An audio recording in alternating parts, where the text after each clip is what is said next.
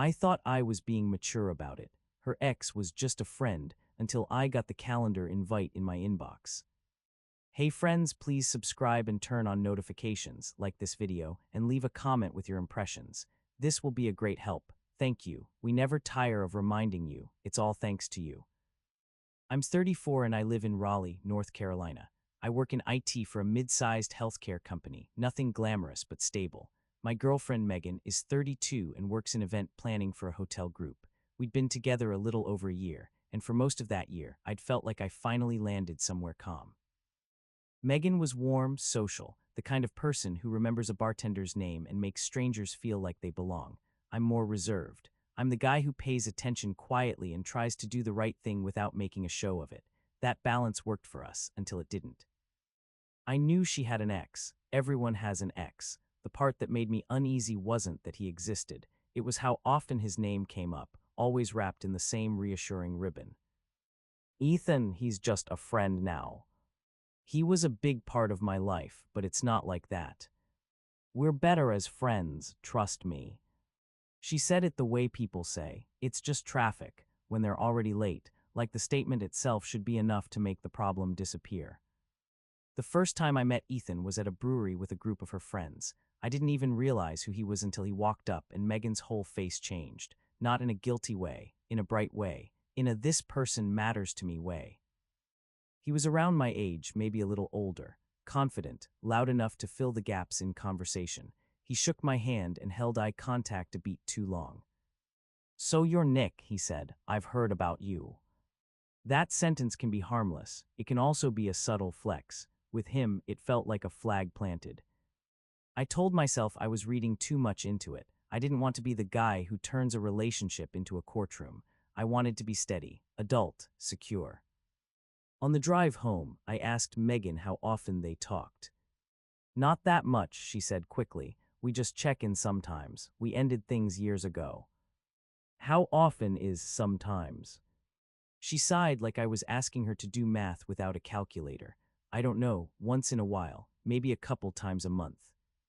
That was a lie I learned later, but at the time I accepted it because I wanted to accept it. The next months were little things. Her phone would light up, and she'd angle it away without thinking. A name would pop up, and she'd swipe it away too fast. She'd mention a friend who helped her with something, and later I'd hear Ethan's name attached to the same story. None of it was proof, just friction, the kind that slowly wears down your confidence if you keep rubbing against it. I tried to address it directly one night when we were cooking dinner. I'm not accusing you of anything, I said, keeping my voice calm, but I can feel when you get guarded. I just want transparency. Megan set her knife down and gave me that look people give when they've already decided you're being unreasonable. Nick, we're not doing this, she said. Ethan is a friend. He's been there for me through a lot. You don't get to control who I'm friends with. I'm not trying to control you, I said. I'm asking for boundaries that protect our relationship. She rolled her eyes. Boundaries, okay. What do you want? For me to block him? Would that make you feel like a man? That stung not because it was true, but because it was mean. I didn't raise my voice. I didn't argue in circles. I just said, that's not what I'm asking. Then I went quiet, because I've learned that the minute you try to defend your character in a fight like that, you've already lost. For a while, things smoothed out, or at least she got better at presenting them smoothly. She started leaving her phone face down on the counter. She started saying Ethan less and a friend more. She'd reassure me without me asking. I love you, she'd say, leaning her head on my shoulder. I chose you. I wanted to believe that. Around the holidays, Megan suggested we start planning for the year. She had this habit of turning life into a series of organized events, weekend trips, dinners with friends, tickets to shows. It was one of the things I liked about her. Being with her made my world feel fuller. She asked if we could share calendars. It'll make everything easier, she said. We're always double booking, and my job uses Google Calendar for everything. It's just practical. I hesitated, but not because I didn't want to share a calendar. I hesitated because I knew anything involving calendars meant structure, and structure usually exposes patterns. Still, I told myself this was a good sign. People who are hiding don't usually invite you into their schedule. So we did it. I shared my Google Calendar. She shared hers. We set up the permissions so we could see each other's main events.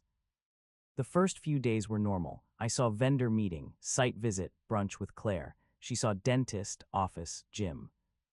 Then, on a Tuesday afternoon, while I was in the middle of a remote troubleshooting call, a notification slid across my screen. Invitation, cabin weekend, Megan plus Ethan. My mouse stopped moving. For a second, I thought maybe it was a work calendar glitch. Maybe Ethan was a coworker. Maybe it was a vendor. Maybe I was misreading it. Then I clicked it. The details opened like a slow punch to the chest. A 3-day block, Friday through Sunday, 2 weeks away. Location line, Lake Gaston Cabin, Ethan's family place. Description, dinner reservations Friday, 7:30. Bring the board games, I'll grab groceries. Attendees, Megan, Ethan. And me added as a view-only guest, the kind of ad that wasn't meant as an invite, just a visibility share. The little map pin on the side might as well have been a middle finger. I stared at it long enough that the person on the call asked if I was still there. I muted myself and took a breath, then another. I unmuted and finished the call like a robot, because that's what I do when something inside me breaks. I go functional until I can go private. When the call ended, I didn't text Megan immediately. I didn't call. I didn't explode. I opened the invite again and took a screenshot. Then another, making sure the dates and the names were visible. Then I saved it to a folder I didn't use for anything else. It wasn't revenge, it was reality. I've learned that people rewrite history when it's convenient. I like receipts because they don't have moods. Megan got off work around 6 and came to my place. She kissed me like everything was normal. Hey, she said, tossing her bag on the chair. Long day. Yeah, I said. She walked into the kitchen and started talking about some client and some flower arrangement and some hotel manager who was driving her crazy. I listened the way I always did, but my eyes kept drifting to her hands, her face, looking for a crack. Finally, while she was mid-sentence, I said, I got a calendar invite today. She paused like I'd turned off the music. What invite? I watched her carefully. If she was innocent, she'd look confused. If she was guilty, she'd look for the quickest route out. She did the second. Oh, she said too quickly, like she'd remembered something she'd hoped I wouldn't. That, I repeated. She picked up a glass and filled it with water, buying time with movement. It's nothing. It's just Ethan's family cabin, a group thing. Some people might come. I didn't raise my voice. I kept it even. The invite says Megan and Ethan, 2 attendees, and the description talks about dinner reservations and groceries. That doesn't sound like a group thing. Her shoulders tightened. She turned and leaned on the counter, like she was bracing herself against the truth. Nick, you're taking it the wrong way, she said. It's just a weekend. He's been going through a lot and he needed a friend. I waited. I didn't interrupt. Silence makes liars uncomfortable. So you're going to a cabin, I said slowly, with your ex for 3 days and you didn't tell me. She laughed once, sharp and defensive. I didn't tell you because I knew you'd react like this. Like what? I asked. Like a boyfriend who doesn't want his girlfriend going on a romantic weekend with her ex. It's not romantic, she snapped. Then why didn't you tell me? She opened her mouth, closed it, then pivoted. You don't trust me, she said, as if that was the real crime here. I trusted you until your calendar invited me to watch you disappear for a weekend with your ex, I said. Her eyes narrowed. So you're spying on my calendar now. I didn't spy, I said. You asked to share calendars. It popped into my email. She threw her hands up. Okay, fine. Yes, I'm going. And it's not like I'm doing anything wrong. I'm allowed to have friends. I nodded once, not agreeing, just acknowledging that she'd finally stopped pretending it was an accident. Can I ask you something? I said. What? If I told you I was going away for a weekend with my ex, alone, to her family cabin, would you be okay with it? Megan's mouth tightened. She hesitated just long enough to be honest without admitting it. That's different, she said. Different how? It just is, she snapped, because Ethan and we're fine, we're mature, and you're making this into some insecurity thing. There it was, the word she used like a stamp, insecure, so she wouldn't have to look at her own behavior. I didn't argue, I simply said, I'm not doing this. What do you mean you're not doing this? She asked. I mean I'm not staying in a relationship where my girlfriend takes solo cabin trips with her ex and tells me I'm insecure for noticing. Her face changed. It wasn't sadness. It was anger, like I'd rejected her right to keep both worlds. You're going to break up with me over a calendar invite, she said, voice rising. No, I said, I'm breaking up with you over the plan behind it, and the fact that you hid it, and the way you spoke to me about it when you got caught. I didn't get caught, she barked. I shared my calendar, you saw it, that's not hiding. I stared at her for a moment, because that was the kind of logic that makes you realize you're dating someone who thinks rules are for other people. You didn't share it to be honest, I said. You shared it to be efficient, and you didn't think this would show up the way it did. She crossed her arms. So what, you want me to cancel? I didn't answer immediately. I already knew the answer to what mattered. She was willing to go, and she was willing to insult me to justify it. Even if she canceled now, it would be because of pressure, not because she respected us. Still, I said, if you want to be in a relationship with me, you don't go on weekends away with your ex. That's a boundary I'm allowed to have. And if I say no, she challenged. Then I leave, I said. She scoffed, but her eyes flicked with something like panic. She wasn't used to consequences. She was used to debates. You're being controlling, she said. No, I replied, I'm being clear. She grabbed her bag like she was ending the conversation on her terms. I can't believe you're doing this. Ethan was right about you. That sentence landed with a dull thud, not because it hurt, but because it explained everything. They'd talked about me, probably more than a couple times a month. What did he say about me? I asked calmly. Megan froze, realizing she'd stepped into the light. Nothing, she said quickly. Forget it. No, I said, don't throw that out and then pretend it didn't happen. Her jaw worked like she was chewing on a lie. He just said you seemed intense, she said, like you'd try to isolate me. I let that sit for a moment. You mean like isolating you from your ex? I asked. She glared at me. See, you're doing it again. I nodded slowly. Okay. That was all I said, because at that point, the conversation wasn't about the cabin weekend anymore. It was about who she was willing to prioritize and how she framed my reasonable discomfort as a character flaw.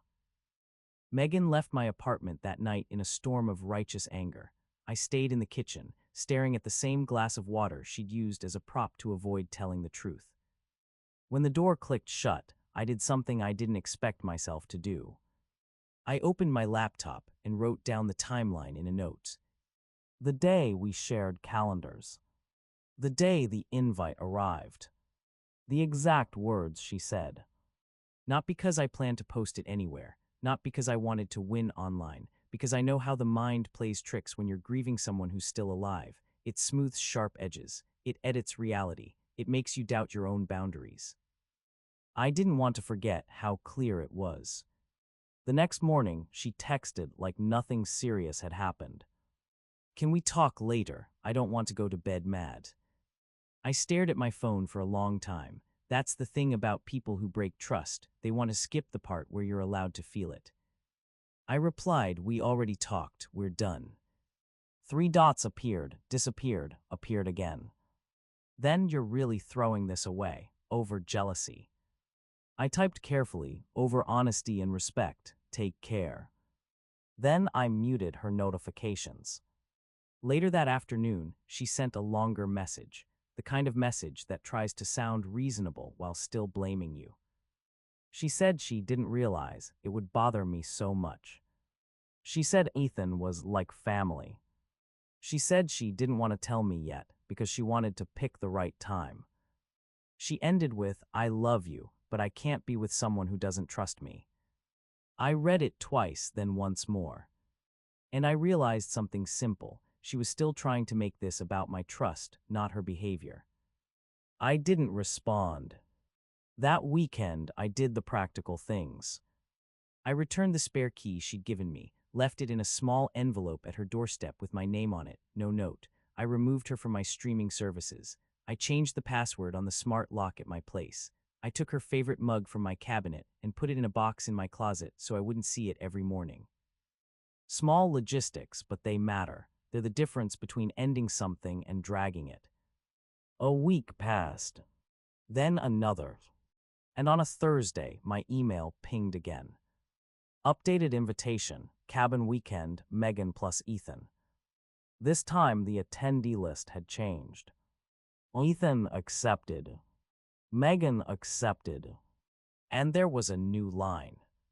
Nick removed. I sat back in my chair and let the air out of my lungs. Not because it surprised me, but because it confirmed what my heart had already understood. She didn't cancel. She didn't reconsider. She didn't choose the relationship. She chose the weekend.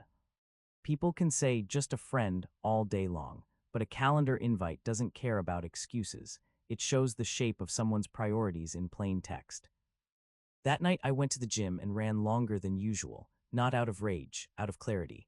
I wanted my body to match my mind, steady, clean, moving forward. A few days later, Megan called from a number I didn't recognize. I almost didn't answer, but curiosity got the better of me. Hello. Her voice sounded different, tired, soft, like she'd run out of confidence. Nick, she said, it's me. I know, I replied. There was a pause, then she said, I made a mistake. I didn't respond quickly. I let her sit in the silence she'd tried so hard to avoid before. Okay, I said finally. She exhaled, like she expected that one word to open the door. The weekend was weird, she said. It wasn't what I thought it would be. I almost laughed, but it wasn't funny. It was predictable. What did you think it would be? I asked. A reset, she admitted. Just friends, closure. There was that word again, closure, the adult-sounding cover story for old feelings. And what was it actually? I asked. Another pause. He assumed things, she said, voice quieter. He said he thought we were getting back to something, and when I told him we weren't, he got upset. I waited, still calm, still listening. And now you're calling me, I said. Yes, she whispered, because I miss you, because you were right, because I didn't mean to hurt you. I believed she didn't mean to face consequences. I believed she didn't mean to lose the stable part of her life, but meaning and choosing are different. Megan, I said, you didn't trip and fall into that cabin. You planned it. I know, she said quickly. I know, I'm sorry. I didn't think it would look like that. That's the part that bothers me, I said. Not that it looked bad, that it was bad. She started crying, and in another life, maybe that would have pulled me back in, but I'd already crossed the line from hurt to clear. I want to try again, she said. I'll cut him off. I'll do whatever, please. I stared out my window at the gray winter sky over Raleigh and felt something settle inside me. No, I said. Her crying stopped like someone hit pause. No, she repeated, shocked. I'm not punishing you, I said. I'm protecting myself. The way you handled this, hiding it, insulting me, then choosing it, tells me what I need to know. But I'm choosing you now, she said, desperate. That's not the same, I replied. That's you choosing me after your first choice didn't work out. She tried to argue, but her words were scrambled now, apologies mixed with accusations, love mixed with frustration. I didn't match her energy. I didn't have to. I hope you learn from this, I said, but I'm not going to be the lesson. Then I hung up. After that, I blocked the unknown number 2, not because I hated her, because I didn't want my peace to be negotiated every time she felt lonely. A month later, I ran into one of her friends at a grocery store. She looked uncomfortable, like she'd been assigned a role she didn't want. I heard what happened, she said softly. Okay, I replied. She hesitated. For what it's worth, everyone knew about that cabin thing. Megan told people it was nothing, but yeah, people talked.